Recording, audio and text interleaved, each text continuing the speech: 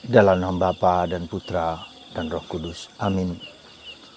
Allah Bapa di surga, kami mengucap syukur dan terima kasih ya Bapa, bahwa kami Kau beri waktu untuk hidup, beri kesempatan untuk menggunakannya sebisa semampu seperti yang Kau berikan kepada kami. Rahmat, misi kehidupan yang Kau nyatakan kepada kami. Beri kami ya Bapa dengan kekuatan Roh Kudus-Mu supaya kami sungguh-sungguh dapat merasakan misi yang Kau berikan kepada kami itu dan mengerti, memahaminya dan menjalankannya demi Kristus Tuhan dan pengantara kami. Amin. Saudaraku yang terkasih dalam Kristus, dalam bacaan pertama dari kitab Pengkhotbah, kita sekali lagi diingatkan bahwa hidup itu relatif, tidak mutlak. Ya. Waktu diberikan Tuhan kepada kita dan tidak kembali. Kita mungkin menyadarinya seolah-olah hidup itu sesuatu yang sangat mutlak dan harus terjadi. Padahal tidak. Ada waktu untuk makan, ada waktu untuk tidur, ada waktu untuk menderita, bahkan ada waktu untuk mati. Segalanya ada waktu. Hal ini menunjukkan kepada kita bahwa tidak ada sesuatu yang permanen, tidak ada sesuatu yang kekal selama di dunia ini. Relatif itu artinya sesuatu yang berkaitan dengan sesuatu yang lain, saling berkait-kaitan. Kita aja lihat hidup kita sekarang ini. Ya. Mungkin kita menyadari berapa tahun yang lalu sampai sekarang udah berbeda. Dengan pandemi ini, dengan virus ini, membuat hidup kita menjadi berbeda. Ada sesuatu yang kesementaraan di dunia ini loh. Ya. Sementara. Dan ini mau disampaikan oleh bacaan dari kitab Pengkhotbah itu sementara. Ya, tidak abadi. Jadi jangan sampai kita merasa bahwa saya akan menjadi orang yang katakanlah ya, menjadi bapak terus-menerus, menjadi ibu terus-menerus. Pada suatu saat saya juga akan menjadi kakek, menjadi nenek. Ya.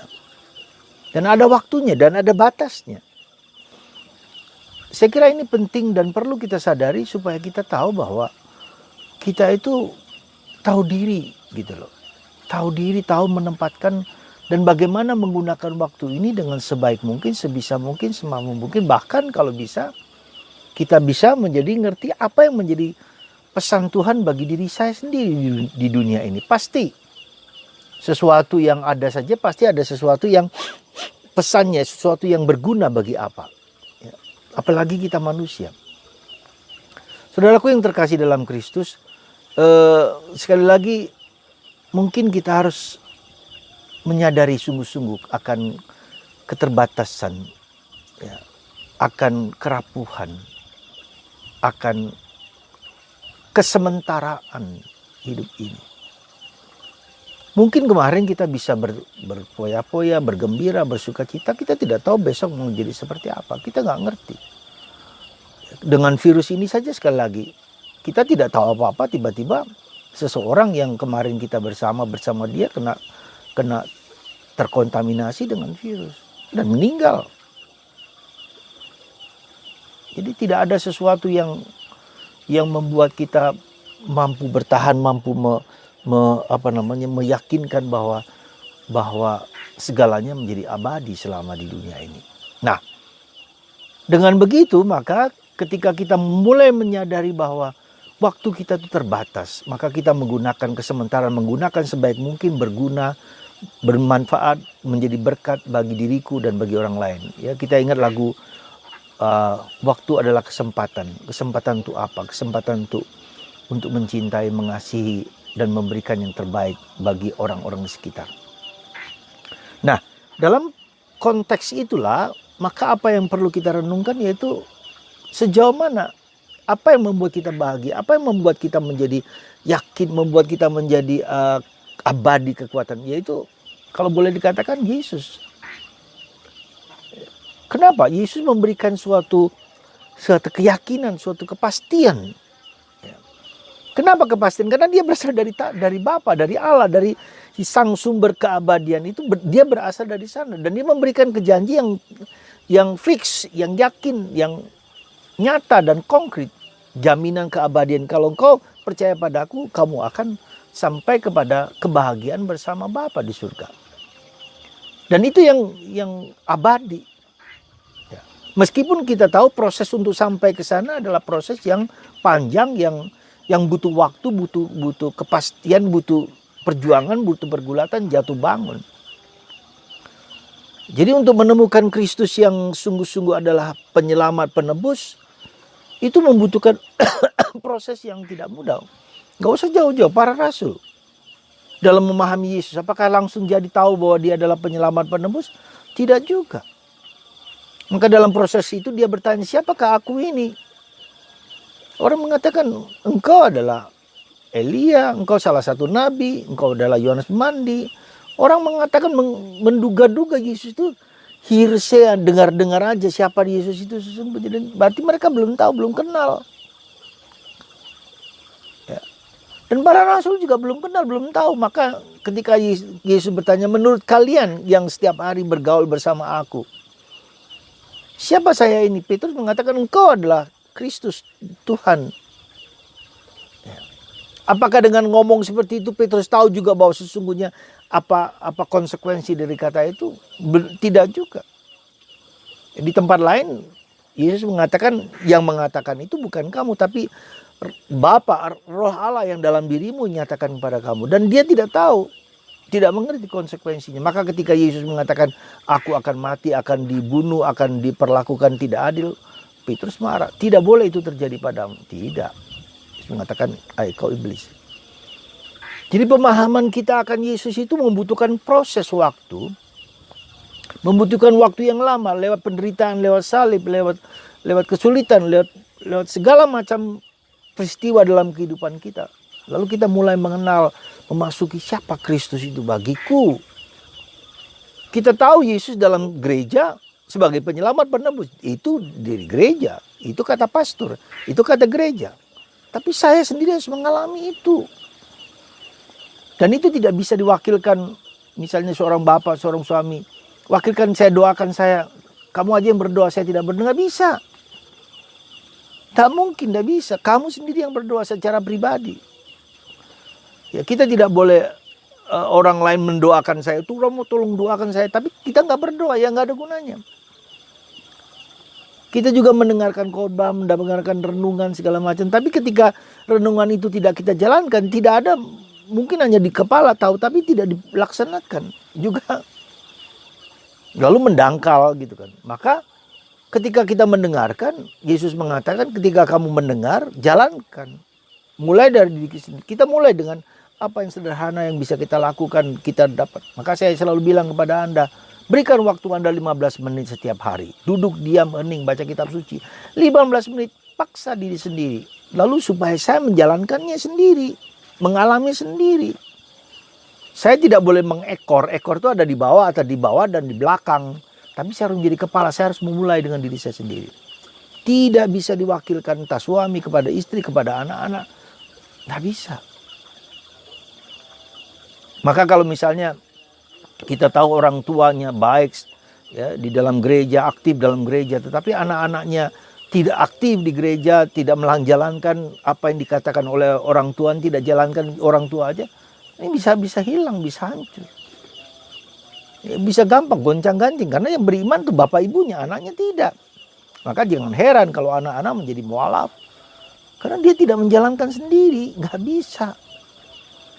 Jadi dengan kata lain apa? Faktor sosial itu memang penting, kita bersama, tetapi faktor individual juga harus penting. Pemahaman saya akan Yesus itu adalah pemahaman pribadi, personal. Ya. Maka Petrus pun dalam mengenal Yesus, para rasul juga coba lihat. Dari 12 rasul itu apakah semua mengerti Yesus? Tidak juga. Bahkan satunya tidak mengerti. Setiap hari melihat Yesus loh, mengalami Yesus loh. Tidak otomatis iman kita tumbuh kalau kita tidak menjalankan sendiri. Jadi kalau misalnya Anda mendengar apa yang saya sampaikan dan Anda tidak menjalankan, baca kitab suci, duduk, diam, hilang. Anda bilang aja, oh khotbah pastor A, pastor B, pastor C, bagus. 2-3 menit, seminggu habis. Tidak menjalankan, tidak berubah. Baca kitab suci. Nah, jadi proses perjuangan, struggle for God, for love, and for faith, for hope, itu adalah Anda dan saya sendiri jalankan. Nah disitulah saya yakin, saya percaya bahwa COVID ini membawa kita suatu perjumpaan face to face dengan Kristus, dengan kenyataan yang saya yang harus mulai. Maka saya bilang paksa sedikit. Duduk diam, sakit, berat, pusing kepala, melantur kemana-mana, tidak apa-apa. Yang penting Anda sudah memberikan waktu 15 menit minimal kepada Tuhan, dan Tuhan akan membuat Anda bergulat, itu pergulatan.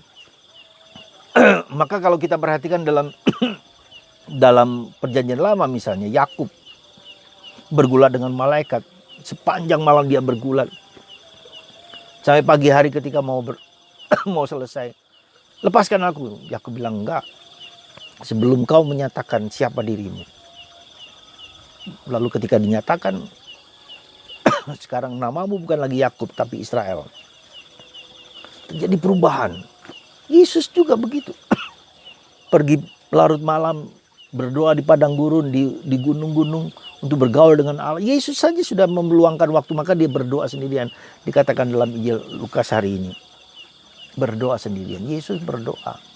Jadi Anda juga, jadi faktor personal individual itu harus kita jalankan. Nggak bisa nggak boleh diwakilkan. Ya, nggak boleh, nggak bisa. Jadi ketika Anda tidak menjalankan dan anak-anak Anda tidak menjalankan, ya sudah, hilang. Ya. Jadi ajak mereka juga untuk berjuang, bergulat, bahwa iman itu bukanlah sesuatu yang mudah, yang gampang. Harus butuh perjuangan, harus jatuh bangun. Dan itu adalah cara kita untuk ada waktu.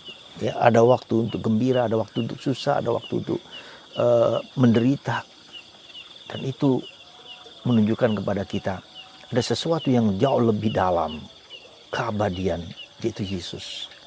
Kenapa Yesus menjadi keabadian? Karena dia berasal dari Allah, dari atas. Dan dia yang menunjukkan kita keabadian, kekekalan itu. Saudara, semoga kita menyadari kesementaraan kita. Kita tidak peduli apakah nanti kita akan menjadi tua 70, 80, 90. Tidak bisa. Sekarang ini dengan COVID itu, dengan penyakit zaman sekarang, bisa pada umur-umur yang muda orang kena sakit kanker, kena sakit apa, dan seterusnya. Semoga mata batin kita dilihat, dicelikkan mata batin kita untuk mengerti Tuhan Yesus kita itu seperti apa. Dan iman itu juga justru perjuangan untuk sampai kepada Sang Penebus, Sang Penyelamat, Sang Keabadian, Sang Kekekalan di dalam Yesus. Satu-satunya dalam Yesus. Tidak ada di tempat lain. Semoga Anda, mata batin Anda dibuka, dicelikan. Yesuslah yang abadi.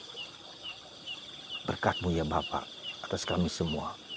Semoga mata batin kami terbuka untuk melihat Engkau sebagai jawaban atas kerinduan kami akan keabadian, kekekalan. Terima kasih Tuhan, berkat-Mu, Bapa, Putra, dan Roh Kudus. Amin.